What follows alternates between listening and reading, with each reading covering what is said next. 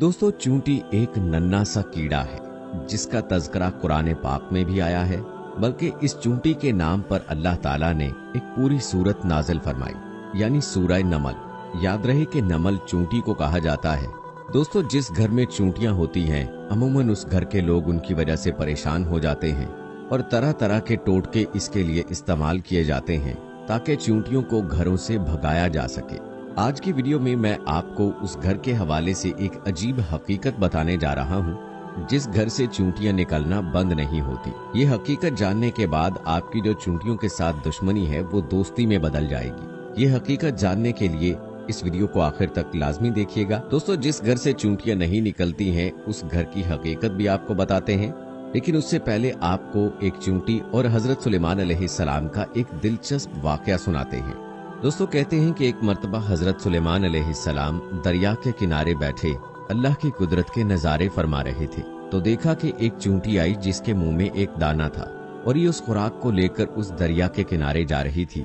हजरत सुलेमान अलैहिस्सलाम देख रहे थे कि वो चूंटी आहिस्ता आहिस्ता चलते दरिया के किनारे पर पहुंच। हजरत सुलेमान अलैहिस्सलाम ने गौर किया तो एक फर्क महसूस हुआ कि इससे पहले चूंटी जब मेंढक के मुंह में गई थी तो उसके मुंह में दाना था जो कि अब उसके मुंह में नहीं था। दोस्तों, जैसा कि आप जानते हैं कि हजरत सुलेमान अलैहिस्सलाम चरिंद परिंद से बात किया करते थे, उनकी बोली जानते थे, तो आप अलैहिस्सलाम ने चूंटी को तलब किया और पूछा कि ये क्या मामला है, ये तुम क्या कर रही हो? अभी तो मुंह में दाना लेकर मेंढक के मुंह में गई थी, तुम कहाँ गई थी? चूंटी कहने लगी कि ऐ अल्लाह के नबी, कि समंदर की गहराई में दूर जाकर एक पत्थर है, ये पत्थर अंदर से खाली है, उस पत्थर के अंदर एक कीड़ा रहता है। अल्लाह ताला ने उस कीड़े को ऐसे मकाम पर पैदा किया है कि वो वहां से निकल नहीं सकता, वही उसकी कुल कायनात है। मुझे अल्लाह ताला ने इस काम पर मुकर्रर किया है कि मैं उसको खाना पहुंचाऊं। कादर मुतलक ने इस मेंढक को मुकर्रर किया है। मेंढक मुझे अपने मुंह में लेकर पानी से होता हुआ उस पत्थर के करीब जाता है। वो मेंढक उस पत्थर के सुराख पर अपना मुंह रख देता है। मैं मेंढक के मुंह से निकलकर उस कीड़े के पास जाती हूँ। जो अनाज मेरे मुंह में होता है वो मैं उसके पास रख देती हूँ। ये मेंढक मेरा इंतजार करता रहता है। मैं वापस उसके मुंह में दाखिल हो जाती हूँ। ये पानी में तैरते हुए मुझे वापस किनारे पर ले आता है। हजरत सुलेमान अलैहिस्सलाम ने उससे पूछा कि तुम जब उसके लिए खाना लेकर जाती हो तब तुमने उसकी कोई गुफ्तगू सुनी है? चूंटी कहने लगी, हाँ, जब मैं उसके लिए खाना लेकर जाती हूँ तो हर रोज मैं उस कीड़े की गुफ्तगू सुनती हूँ। हजरत सुलेमान अलैहिस्सलाम ने दरियाफ्त किया और फरमाया कि उसकी गुफ्तगू क्या है, वो कीड़ा क्या कहता है? चूंटी बोली, वो कीड़ा कहता है, ऐ वो जात जिसने समंदर की गहराई में इस पत्थर के अंदर भी मुझे नहीं भुलाया, अपनी रहमत को अपने बंदों पर भी मत भूलना।